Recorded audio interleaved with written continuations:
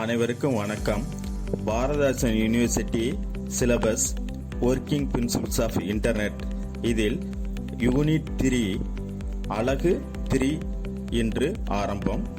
இணைய செயல்பாடு internet practices இதில் ஹவ் வெப் பேஜஸ் ஒர்க் என்பதை பற்றி இப்போது பார்ப்போம். இணையத்தில் பல விஷயங்கள் உள்ளன. ஆனால் உரை, கிராபிக்ஸ், ஒலி, அனிமேஷன் மற்றும் பிற மல்டிமீடியா கூறுகளை உள்ளடக்கிய வலைப்பக்கங்கள் பலரை மிகவும் கவர்ந்திழுக்கின்றன.